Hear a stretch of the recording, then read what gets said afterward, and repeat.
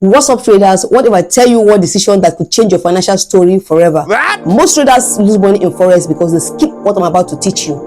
My name is Grace Oba-Obuna, and if it's your first time coming across this YouTube channel, do well to hit the subscription button and turn on notification so that you get notified whenever I post important financial videos like this. In today's video, we'll be discussing lot size. Lot size. Now, whenever you hear lot size, the first thing that should come to your mind is what? Volume. Now, what volume? Volume of the currency pair, or the amount of money, that is currency pair, you buy or sell, right? You're willing to invest in a trade. Simply put, it is the measure of the volume of money you used while trading. Now, for the types of lot size, this table is going to guide you for you to be able to understand the lot size and appropriate account balance you are going to use. For the nano lot size, the maximum unit is 100 units. For a micro lot size, it is 1000 units. For a mini lot size, it is 10,000 units. And when you add extra 0 to 10,000 units, that will give you a standard lot size, which is 100,000.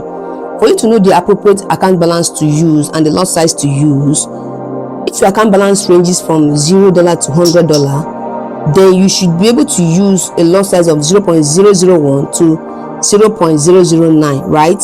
And that's for 1 pip movement, it will give you a $0.01, right? For a 1 pip movement in a nano lot size. Now, if you're using a micro lot size and your account balance is $100 to $1,000, let me say, for example, you have a $100 account to a $1,000 account, then the lot size you should use should be 0.01 to 0.09. And for every pip movement, you are going to gain or lose $0.1. For a mini lot size with a maximum of 10,000 units, your account balance, for example, is ranging from $1,000 to $10,000, right? You have a $1,000 account to a $10,000 account, then you should use a lot size of 0.1 to 0.9.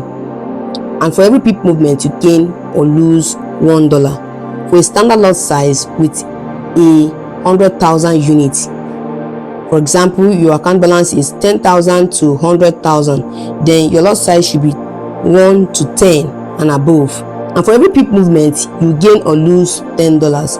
Although a larger lot size would actually always yield larger profit, right? It always yield large profit, but it can also mar you at the same time. Because you take, for example, if you have a $100 account and you're using one standard lot, of course your broker will not even allow you to do that. You have a $100 account and you're using the one standard lot. It simply means that if you enter a trade, you only need 10 losing trade for you to blow up that account. So you see, using a standard lot, a lot size bigger than the account can easily blow off the account. That's why you need to choose appropriate lot size that will suit the account balance which you have. Now, in calculating lot size and pip movement, right, for you to know if you are gaining or if you are in a losing trade, for a standard lot, as you know, every pip movement will give you a $10, right? So if, for example, GBP USD moves 15 pips, you must simply multiply that 15 pips by $10. It will give you $150, right? Now, for a mini lot size, let's take, for example, you are using $1, right? And it moves, GBP USD moves 25 pips. 25 pips multiplied by $1, you simply get $25. Can you see the difference? Now, let's move down to micro lot size. For example, $0.1, right? For every pip movement in the micro lot size. Now, the pip now move 50 pips in the micro. 50 pips multiplied by $0.1, you are simply getting $5. Now, for a nano lot size that has $0.01 and it moves 100 good pips. 100 good pips, guys. Now, 100 pips multiplied by $0.01, you see, $1. That's madness. Like, after moving a whole good 100 pips, guys, you are still gaining $1. Have you seen how lot size can mar or even make you? For example, a standard lot size which moved just 15 pips and you got $150 at a stretch. Now you're using a nano lot size of 0.01 and it moves 100 good pips, and you guys, you are still just gaining only $1. This is how lot size works. It can easily mile you or allow you make massive profit, but the most important thing is for you to be able to checkmate your account balance and know the appropriate lot size you're going to use for every account balance.